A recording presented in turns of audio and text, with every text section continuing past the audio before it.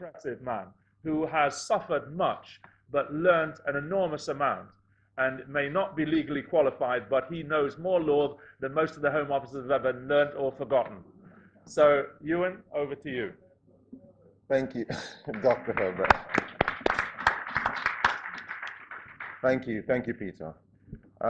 Just want to say, first of all, my name is Ewen Herbert, and I just want to say thank you, first of all, to Lee Jasper for putting together this event.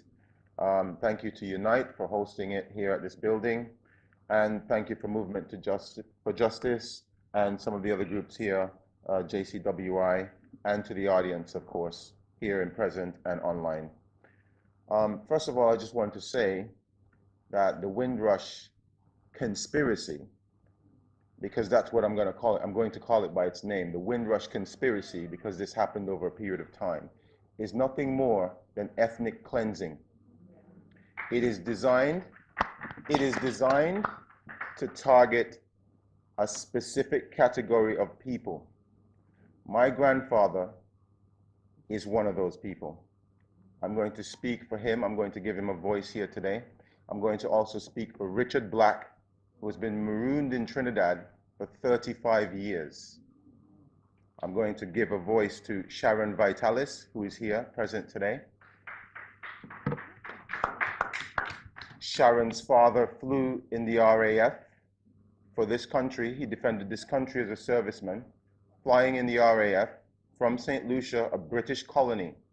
And Sharon was born on a military base in Germany and has a British birth certificate, yet she suffers the injustices of this government and its hostile environment policies.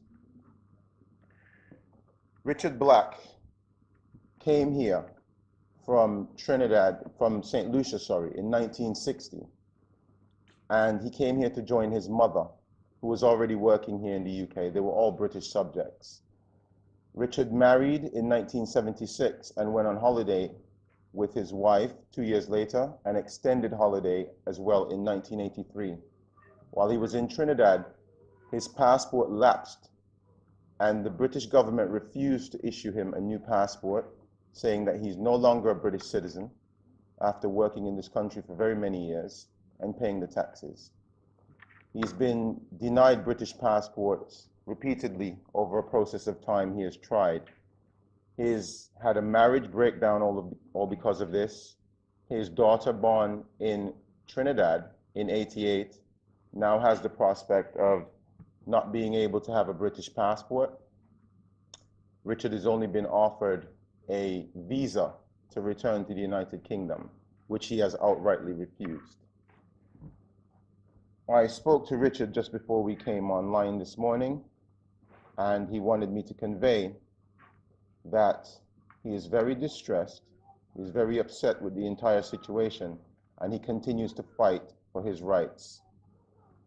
Much like myself, who has been fighting this struggle for many years before it even had a name, before it had the name Windrush scandal, I've been fighting this very same issue.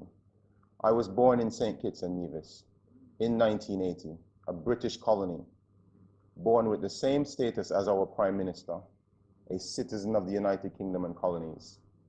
The only difference we have is the color of our skins, which determines who has the right to enter the United Kingdom and who doesn't, regardless of the passport that we carry, which is the same. Montserrat, which sustained a volcano in 1995, still a British territory. All of their citizens had to flee. Well, many of their citizens had to flee from Montserrat because of the volcano. St. Kitts and Nevis, Antigua, all the surrounding islands were taking them. The US president at the time, Bill Clinton, put humanitarian assistance in place for people from that island to come into the US Virgin Islands and into the United States. Meanwhile, Britain denied these people who held British passports and were British citizens from coming here. It wasn't until 2 years later, when the British government somewhat was embarrassed on an international stage, like you see now with the Windrush scandal, that they decided to allow British citizens to have indefinite leave to remain to come into the United Kingdom. And it wasn't until 5 years later that they were given full British citizenship once more.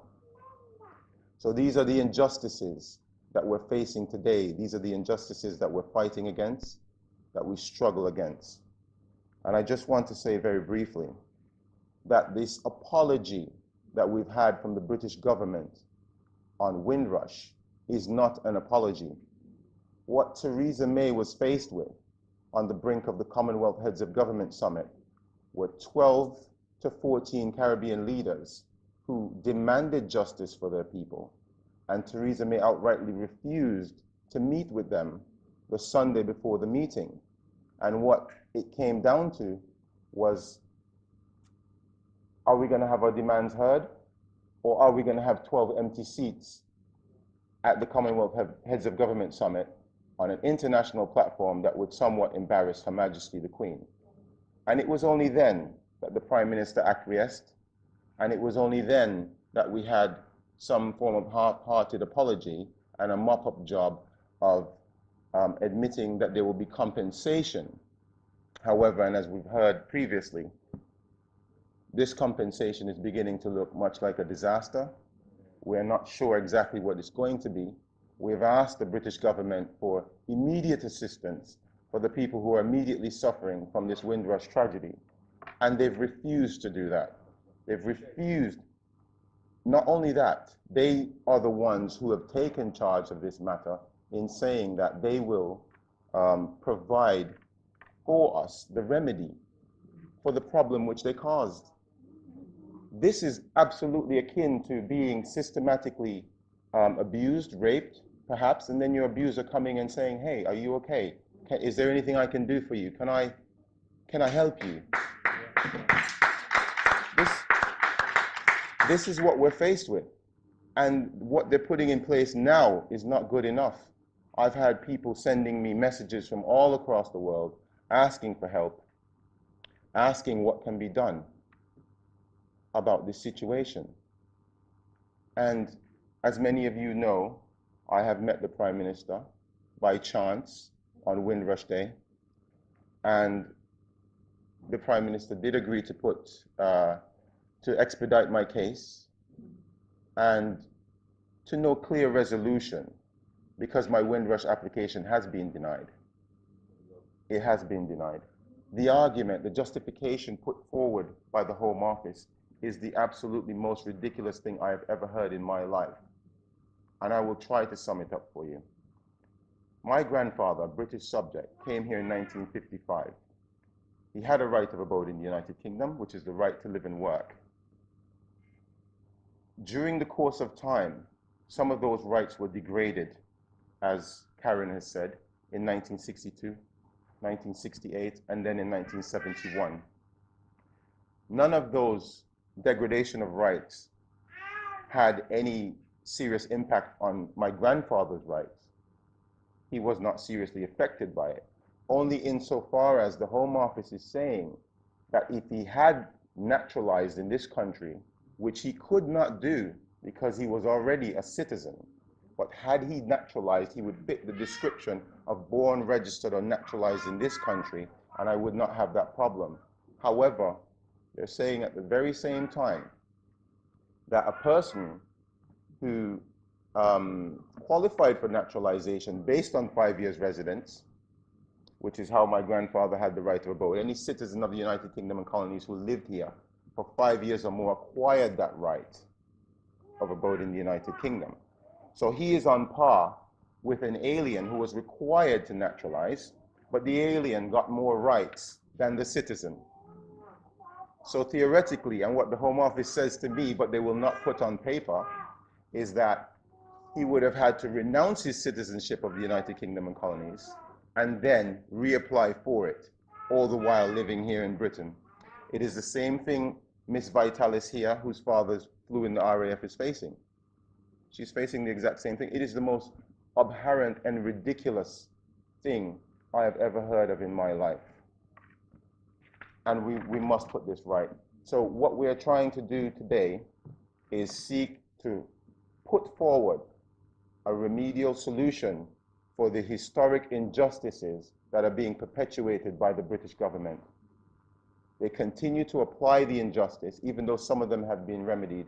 They are looking at a time before 1983 and painting you with that brush, which is a discriminatory brush. And it's happening far more than you can imagine. It is only because this scandal broke loose is why we now know of what exactly has been going on in the background for a very long time. People have lost their homes. People have lost their rights. There are some people who couldn't go to their family's funeral. I couldn't travel to New York to my father's funeral. The Home Office confiscated both my St. Kitts Nevis passport and my mother's old British passport and refused to return them, even when I wanted to travel. So they've caused a lot of distress, a lot of anxiety, and no apology can fix that. There needs to be a compensation scheme put in place. There needs to be immediate assistance for the people who continue to struggle, okay? I went down to Croydon, which is the head of the Windrush task force, on the 12th of June, and I had a BBC journalist tag along with me. I had an absolutely horrible interview where there was no privacy whatsoever, and we should have privacy in these matters, should we not? There was no privacy whatsoever. We had folks in the background making a lot of noise. The caseworker refused to ask them to quiet down. We had caseworkers in the background immediately behind the casework I was dealing with, bantering and shouting. I don't know if it's because I was wearing my protest t-shirt. They knew exactly who I was. I felt it was deliberate. But nonetheless, this is what happened, and I struggled to hear the caseworker. And I, for some reason, managed to record that conversation. And if you hear that conversation, you will hear how I struggled to communicate with her and how she struggled to communicate with me while asking me questions about my family ties, how I got here, everything. And then only to learn a few weeks later, when the Prime Minister put priority on my case, that they had my father's details incorrectly. They had all sorts of details incorrectly. The Home Office takes us for a joke. They're taking us for a joke. One of the reasons, I'm sorry? Yeah, just let him finish the presentation, then we can... We will take questions soon. Struggling to hear what was going on in this interview. Things like this should not be happening. First of all, there should be privacy, okay? They do not care. They handle this situation the same way they presented it in the first place. It's an absolute mess. It's an absolute mess, and we need to take charge of this situation. We cannot allow those who perpetuated this injustice against us to be the arbiters of the solution alone, okay?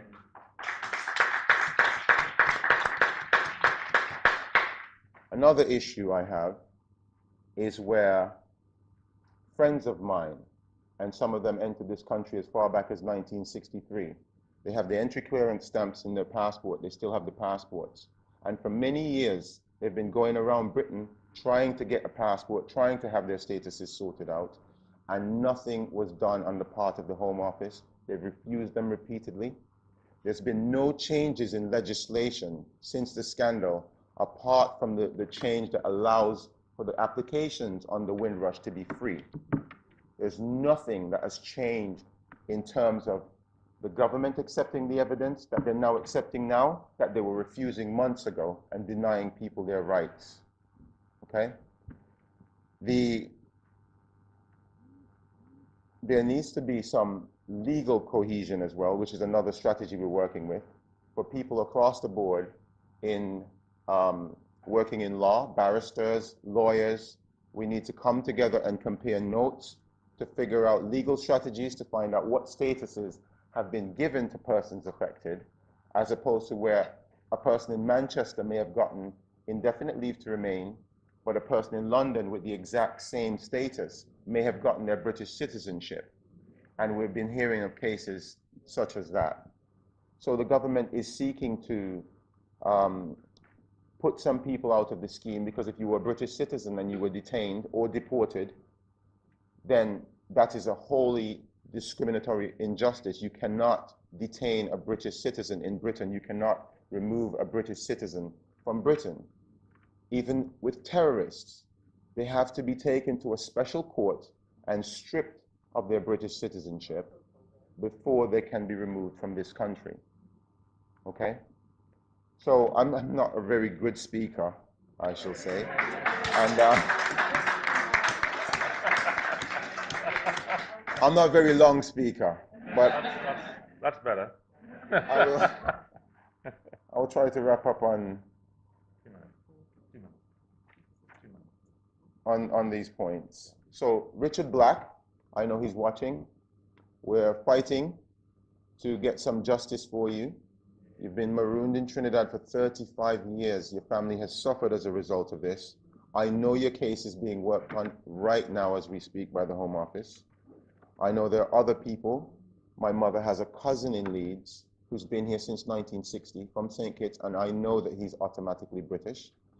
What the Home Secretary has said with regards to persons with criminal convictions who may not get British citizenship, but if a person is already British, then that doesn't really matter. As Jacqueline has said, it is quite easy, and it has been quite easy, and it continues to be quite easy for a person who looks like me to get a conviction in this country. You don't have to do anything. Nothing at all. And these people we have to fight for because they are British. So I just want to say thank you for coming out. Thank you for showing solidarity. And let's get this sorted.